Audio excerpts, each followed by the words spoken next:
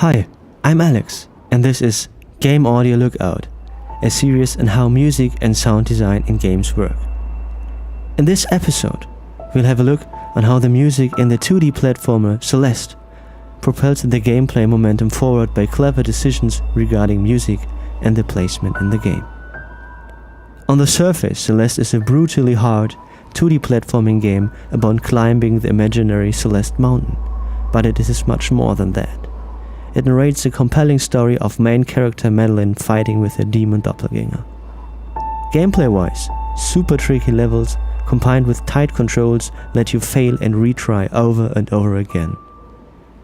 But what makes it even more enjoyable is the wonderful soundtrack composed by Lena Raine we'll have a look at in this episode of Game Audio Lookout.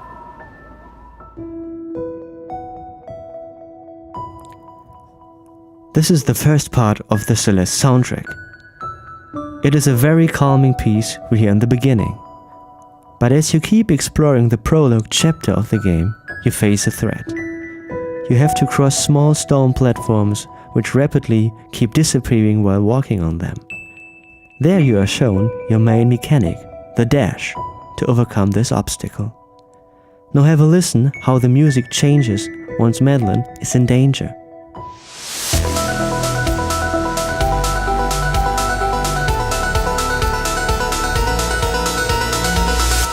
The calm 8-bit style synth line changes to a threatening high-intensity music with electronic drums and other more densely packed instrumentation.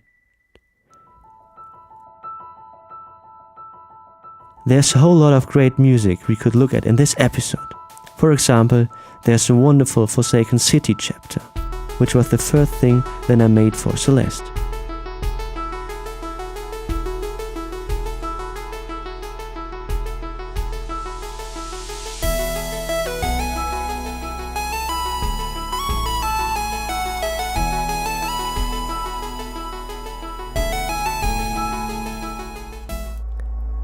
We'll keep near the beginning of the game with an analysis of the second level outside. This chapter is a great example on how the game slowly builds tension and afterwards goes back to a more calming and meditative music once a specific sequence in the game is solved. You can find the music titled Resurrections on the Celeste Original Soundtrack. First, I will explain the basic structure of the level to better distinguish the individual parts. There are three main pieces of music in this level. First, the opening sequence of this area, which itself is split into three so-called layers. Secondly, a chase sequence where Madeline is haunted by her doppelgänger. And thirdly, a calm-down part at the end of the chapter. So let's have a look at the first musical part in this chapter, which itself can be divided into three subparts. The first musical variation begins while Madeline stands at the fire with greenish flames. The music here is very low-key and reflects the gameplay of this area with spikes and a lot of non-passable obstacles in the form of black blocks. This part basically consists of an obscured synth loosely sounding like an organ and a minimalistic piano line.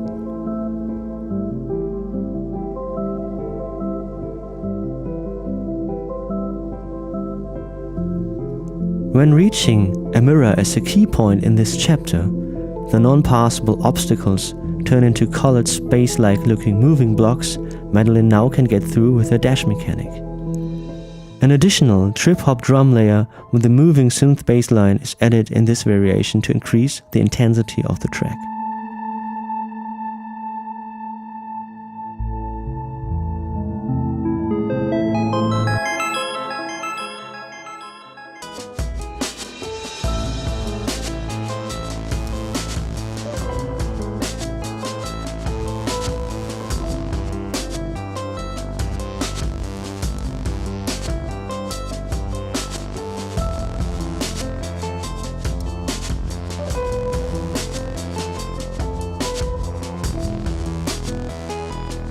When finally reaching the evil part of her, a chasing sequence begins. Have a listen what happens the moment you approach her.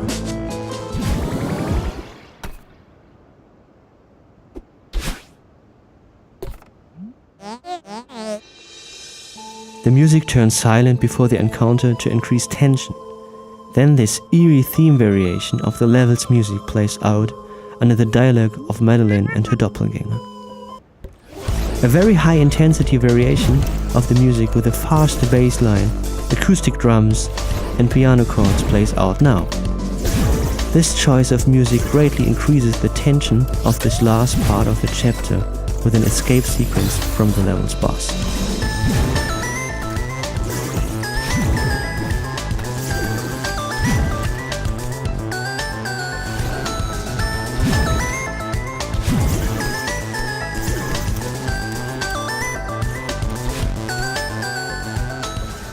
But when you reach a specific point, the chase stops and the doppelganger disappears.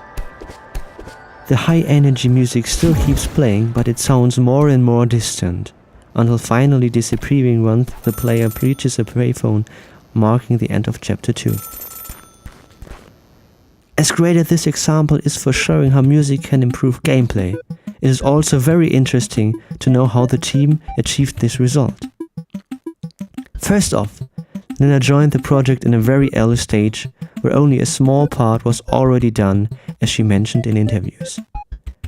Usually, developers tend to search for a composer once the game is nearly finished. Here, the whole team collaborated and each individual part influenced the others, including the music. By that, the music becomes a more integral part of the experience, instead of a mere addition or an afterthought. So with all that said, I hope I encouraged game makers to give music more space during game development. This game is a breathtaking monument how an awesome game becomes a masterpiece, partially thanks to the music.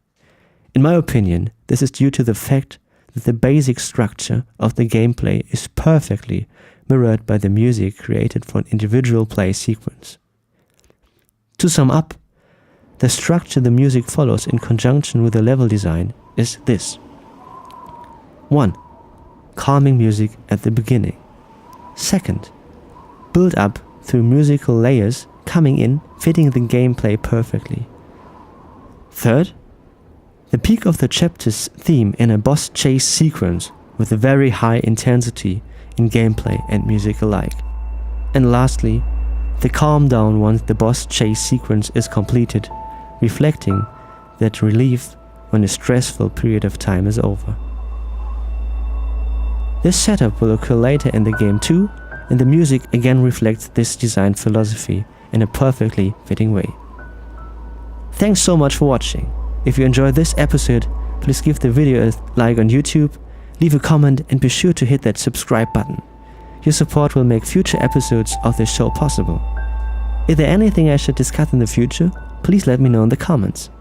See you in the next episode of Game Audio Lookout.